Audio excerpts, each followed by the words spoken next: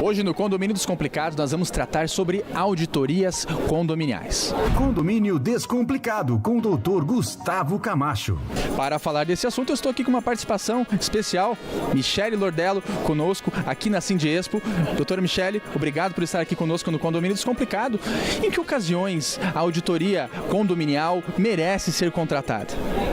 Bom, é uma honra estar aqui no Condomínio Descomplicado. Quero lhe saudar, doutor Gustavo Camacho e toda a sua audiência.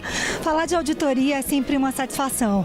E pensar que há anos atrás ainda algumas pessoas tinham esse tipo de serviço como um serviço de fiscalização. E feiras desse porte e todo o trabalho de capacitação vem mostrando que a auditoria ela é prevenção. Então, nosso objetivo aqui é agregar para os síndicos, mostrando o que é que nós colocamos nos relatórios. Não só não conformidades, mas também ações de gestões que esses síndicos desenvolvem.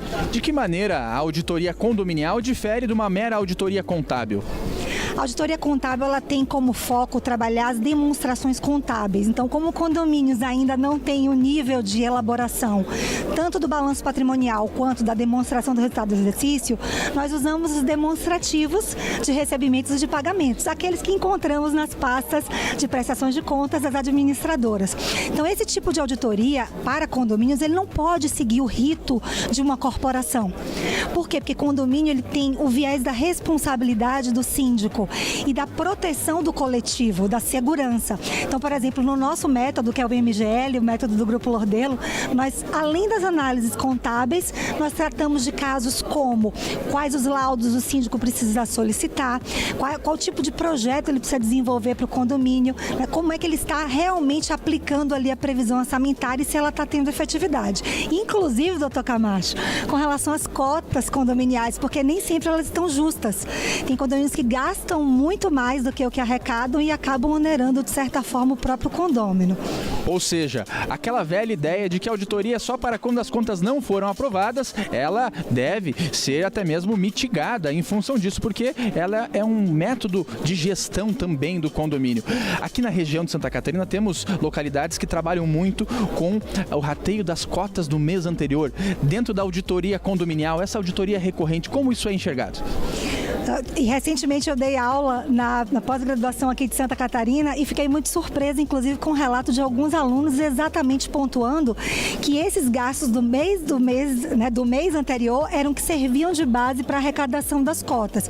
Na visão da auditoria, isso é um equívoco de gestão, porque ele compromete muito o orçamento do condômino, que ele acaba não se programando para saber qual a cota que ele vai pagar, e essa edificação ela fica, de fato, sem nenhum tipo de planejamento.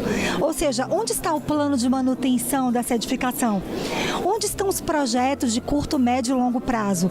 Então, dessa forma, nós entendemos como auditores que isso não deva ser aplicado e nós demonstramos como, de fato, essa arrecadação precisa ser feita, com uma previsão orçamentária bem elaborada.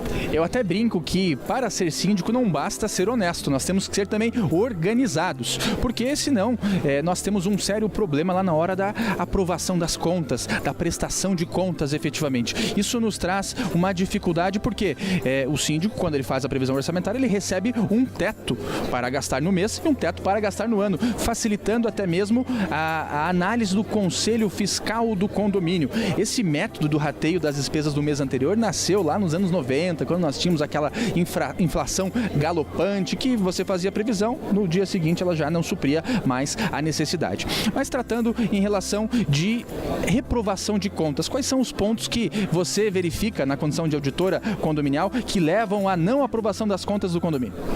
A utilização de recursos sem autorização, então sempre observar a convenção coletiva, se o síndico tem um teto para gastar, ele não pode utilizar o fundo de reserva porque ele tem uma finalidade específica.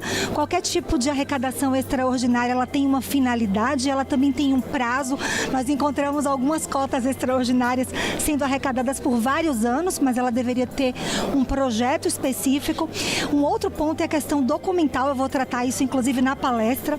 Nós queremos avançar avançar muito nos aspectos de governança e compliance, mas esquecemos que condomínios precisam de controles e o controle inicia na documentação. Um outro ponto que mostra que os condomínios ainda não conseguem estar em compliance é exatamente o fato deles não cumprirem obrigações tributárias. Então nós encontramos muitas notas fiscais, muitos recibos com pendências de tributos. Michele, obrigado por estar aqui conosco. O nosso tempo está chegando ao fim. Na próxima semana nós temos mais um encontro. Este quadro é um oferecimento da Duplique Santa Catarina. Alma Condos.